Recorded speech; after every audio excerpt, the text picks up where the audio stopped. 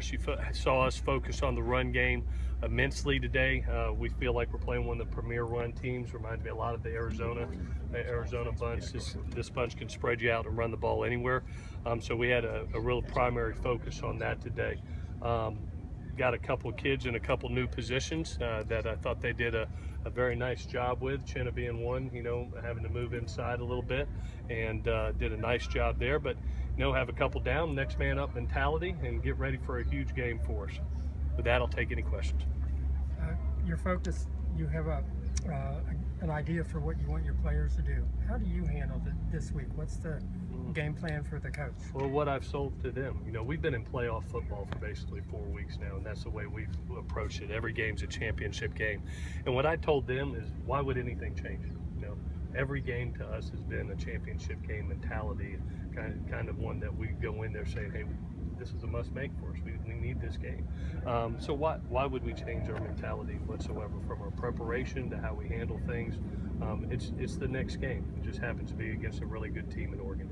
Is it going to be a rotation of guys at those two inside linebacker positions, as it has been, but just different guys? I think we'll go through the week, to be honest with you, Michael, and then see where we're at. Obviously, you want to feel comfortable that that young man knows the position well.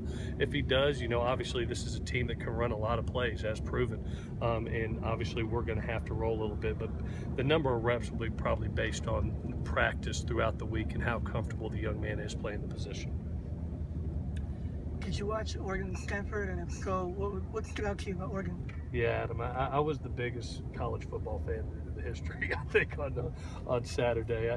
It was me and my 12-year-old son, and with all those games going on, I don't know who was the 12-year-old, to be honest with you, watching all. There were some great football games, and we were cheering hard. But the things that I took away from the game, to be honest with you, really was Vernon Adams. The level of play that he's playing at right now. I think it's just like any team that's successful, you better have a really good quarterback. That's where it always starts. And right now, I think he's playing at a very high level. I'm extremely impressed with how he's managing the team. I'm extremely impressed how he creates, to be honest with you, in the pocket. He's got that unique ability to escape pass rush and still keep eyes downfield. You saw that in that Stanford game. He had some big-time explosion passes by just keeping the ball alive and finding men downfield. So I think he makes the whole thing tick. I really do. They have tremendous skill athletes around them, but their success a lot is based on that quarterback position. What are the keys to containing him? It's hard. It's hard, to be honest with you. I think one, if again our MO has been shut down the run and put it on the quarterback to win in the passing game, and then when that happens, just like we've done in the last 5 games, you've seen 19 sacks. When you're getting to the quarterback, you're getting him off his spot, you're sacking him, and he's more worried about the rush than he is the receivers downfield. That's been our key and our MO, and I think that's one of the big reasons for our success right now.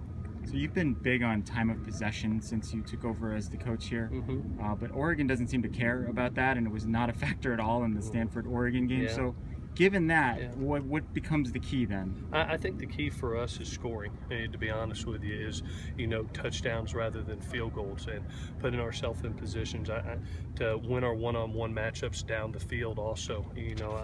This is going to be about points. I think it always is with Oregon. You can't have, I don't think you can go in there and have a bunch of 3 and outs. I don't think that you can get stopped in the red zone, because they're going to put some points on the board. They're leading our conference in scoring, and they do a terrific job. So a lot of pressure is going to be on our offense this week to be able to match, and our defense to be able to create stops and get turnovers, limited possession, and maybe a non-offensive touchdown would even help too. We're big fans of those around here. Those always help in these type of games. So those are the things that you got to focus on. Is it surprising how important he is when he only threw 12 passes? Yeah, he's that threat of him being, one, managing the game, 2, being able to be a runner, but still be a pretty elite passer too. That's your hardest day. As a D coordinator, as a team, is when you had that type of weapon with that kid has an extreme amount of poise, and he can throw it and run it. He competes his butt off. I've been extremely impressed with him throughout the season. Very, very good player. I know we've asked you, but now that you've had a couple games, what are a couple things that you feel like can jumpstart the offense? I think we're doing.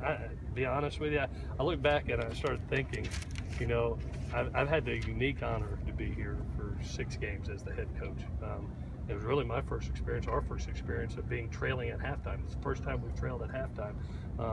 So to have a team that I would much rather have a team that finishes. I want a complete game, that's great, but I think you want a team that finishes, and I think that's what we've been able to do. The name of the game at the end of the day is to outscore your opponent, and these guys are doing a great job of that.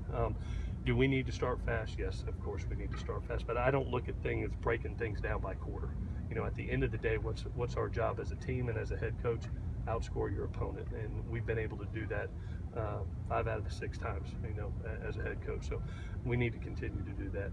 Versus this bunch, yes, our attention to detail early will be critical in the game. Let's do one more. Osa Messina is a guy that hasn't played too much the last couple games on defense. With the openings at inside linebacker, what's he got to do to kind of impress you this week to have an opportunity? He's one of those next men up, to be honest with you. He's been a tremendous special teams player for us right now as he's learning the linebacker position. You know, we've had some nice depth there, and now with the injuries, it's time for some young people to step up, and he's one of those people that we'll be counting on in this game.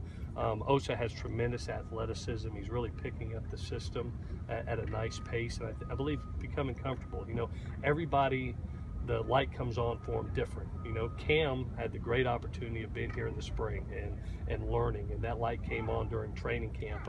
Osa, we've seen it through, you know, the middle of the season that, wow, okay, here he comes. And hopefully that'll translate to a great game for him on Saturday. But he's going to be out there playing. There's no question. He's going to have to help us this game. All right, guys, thank y'all so much. Appreciate it.